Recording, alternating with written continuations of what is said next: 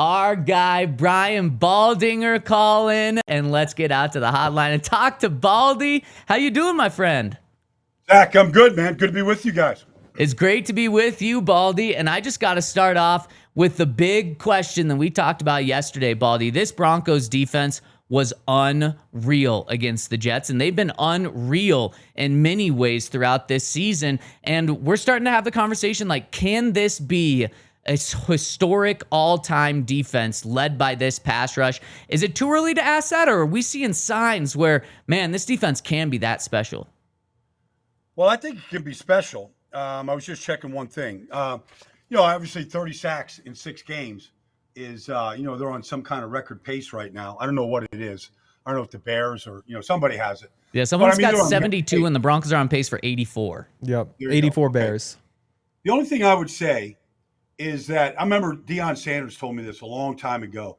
He said the only great defense is a scoring defense. And while they're sacking the quarterback, they're not getting the takeaways or the scores that we saw them do last year. And I think, it's one thing, okay, get the quarterback down, get Justin Fields 9 times, 7 of the 9, just 3 or 4 man rush. They didn't have to blitz to do it. But I would say that while guys are enjoying this feast right now, especially what they did against the Jets, I would say that there's more to be gleaned from this pass rush right now. It's very fair. Yeah. What did we decide yesterday? That at this point in the 2015 season, the Broncos defense had 17 turnovers? Yeah, 17 takeaways. This year's Broncos only have 4 through 6 games. Yeah. I mean, it's just, look, I mean, they're winning games and they're playing good defense, and they got a 3-game win streak. I think they've given up an average about 10 points a game the last 3 weeks, which is good. But I would say like that's the next step. If I'm Vance right now, I'm preaching takeaways, getting the ball out, getting the ball on the ground. Like there's more to do right now because it is a great pass rush, and they got 2 guys that scream off the edge. Even Ellis right now is really coming on, and so getting Malcolm Roach back in the middle makes a difference. So the depth is there. So I would say that there's still more to do. Yeah, I mean, it's fun because you even have the safeties getting in on it. Or you still have Justin Sternad with his 3 sacks at the middle. Ufunga, running backs can't block him. The closer he is to the line of scrimmage, the better he is. Mm-hmm. Like he's just an aggressive player. He's an aggressive tackler, and so that's his game. I mean, his idol is Troy Polamalu, and that's how Troy played the game. And he kind of models his game a little bit after that. And there are days and times when he reminds you of Troy. Yeah, exactly. And did you have something, Henry? Sure. So I'm curious Jahdae Barron isn't on the field all that much, the Broncos' first-round pick. RJ Harvey has a little bit of a role, but hasn't been all that explosive outside the one big run in week 1. Pat Bryant maybe a little bit into the mix, but not on the field all that much. You kind of go through all the Broncos rookies. They aren't getting many contributions. Should we be concerned about that rookie class as of right now? No, not yet. I mean, it's a long season. You can't take Jaquan off the field. He's too good. And so where are you going to put Jahdae? I'm just saying, like, there's going to be an opportunity with injuries or whatever.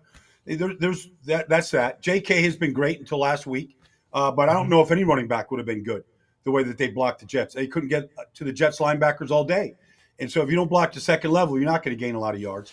Mm-hmm. And so, and so I don't know that there's great need yet, but that's okay. There's it's a long season. There's going to be opportunities for those guys, and I think there's a lot of football yet to be played because I think the whole 3 of them are going to be good players. But I just think right now it's early still, and the veterans that are in those spots are playing good. Baldy, on Sunday in London, the Broncos defense was absolutely lights out. But on the flip side, the offense really, really struggled. And some people in Broncos country are starting to panic. Where is your worry level with the Broncos offense, and what needs to change in order for it to get better? Well, I mean, there's a couple issues they had last week. They were 5 of 15 on third downs. So they weren't, and then if you look at the third downs they missed, I mean, you're not going to convert a lot of 3rd and 15s, 3rd and 14s, 3rd and 10s. And they were in those situations a lot. Some of that had to do with, bad first down runs, penalties, those kind of things. I didn't think Matt Parrott, he's just not a guard. Like he played guard, but he's not a guard. And so he's been in this league. It's primarily a tackle. I was a little surprised to see him in there. Like he just doesn't move well enough. You've got to get. I mean, you looked at Francisco, and Jamie and those linebackers. I mean, they just they weren't blocked for most of the day, and so they cleaned up. And give the Jets credit right there. But I thought they won the line of scrimmage throughout the day. So that was one thing. And then the third and longs, those are just tough situations right there. So, Baldy, I got to follow up with you on Matt Parrott. He went on IR yesterday because he got injured in the game. So the Broncos are going to be on their third different starting left guard in 3 straight weeks this coming week. Is that something that Sean can scheme to really help protect, or is this something that the Giants and every other team moving forward in the next couple of weeks are really going to not just key in on, but be able to take advantage of? Well, it's a league-wide issue right now. It's just depth on the offensive line. I mean, both the Chargers last week were playing third-team offensive tackles. One guy just got pulled off the street, didn't even go to camp, and started. Bobby Hart just started. So, I mean, look, they've got Throckmorton there. I mean, he's played guard for Sean in New Orleans. He knows he knows this offense. You've got Palczewski. I know they like him as the third tight end, but one of those guys is going to step in and play. So I feel like whatever they do, I think actually if they play one of those two guys, now there might be somebody else off the practice squad or depth chart I'm not familiar with at this point. But I would say that either one of those players is going to be an upgrade over what I watched Matt Parrott last week. Yeah. We get to talk about Palcho a little bit during training camp because every year we say, like, oh, look at this guy. Like, it looks like at some point he's going to be a starter somewhere. And now he finally gets the opportunity. He got to start a couple times last year for McGlinchey when McGlinchey had the ankle thing going on. Do you see a world in which Palczewski could show up and look like a starter, and next thing you know, he's a starter maybe in Denver next year or somewhere else? Well, it happens all the time where guys get an opportunity to play. I mean, the only way to get better is to play. And so, spot duty is fine, and you can fill in here and there, but the only way to become a starter is to show that you can play with the consistency you need to be in there. It's great that you can look good for a play here, play there, but one sack, a penalty. I mean, you're not sleeping at night, and it's a miserable day. It's about consistency. I believe he can, because I feel like when he run blocks, he stays attached to the defender, and I've seen enough of him in pass protection where I think he's pretty good. But the only way to really know it is to throw him in there and let him sink or swim. And live with it, and let them. If there's growing pains, there's growing pains. Nobody is a finished product when they step on the field at one of those positions. The guard position is becoming more difficult because the defensive tackles are getting bigger and stronger and can push the pocket. There's a lot going on with all this stunting, depending on who you're playing against, that you got to see a whole lot. And then in the perimeter game, you got to be able to handle, these linebackers and safeties that are up there at the line of scrimmage. You got to be athletic enough to run with them and chase them. So there's a lot going on there at that guard position, in addition to just being able to move big people. So the only way to know that is to throw him in there and see what he can do. Man, no one talks football better than Baldy, but especially offensive line. And Baldy, I got to ask you about a team that is close to you, the New York Giants. Is this a fun story with Jackson Dart and crazy Cam Skattebo, or are they a legit team that can come into Denver and beat the Broncos? It's going to be a tough assignment. I'm not going to lie, but they have beaten the Eagles and beaten the Chargers, and I believe when they beat both those teams, well, the Eagles had a loss, but regardless, they've beaten the Chargers and beaten the Eagles. Yeah, and they kept the Eagles to 17 points, and they scored 5 touchdowns. That was an election, and they've had 10 days to get ready. Those two guys have just electrified the entire organization. They play the game the right way.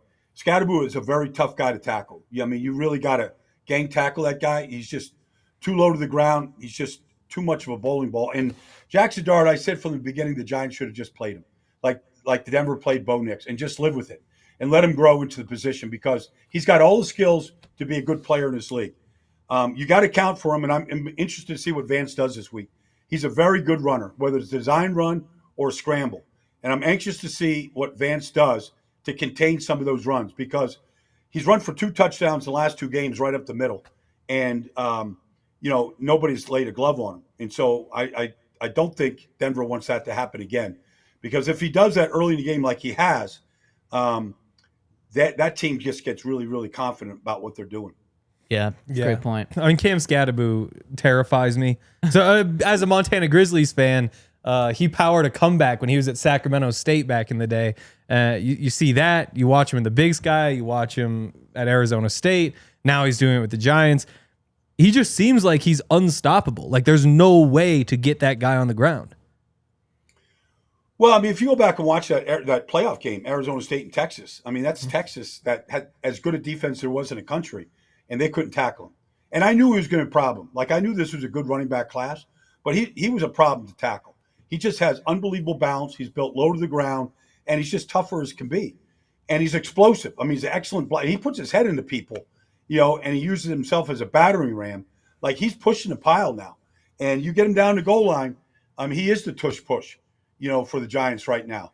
So, you've got to get his legs. If you don't wrap his legs up, he's just going to stay on his feet. He's going to fight he's not going out of bounds. That's not going to happen. And he also is good, in the screen game. And so you have to account for him like that, but you better get a bunch of bodies to him to get him to the ground. Yeah, I can't wait for the first time Ufunga and Skattebo collide. Just see what happens.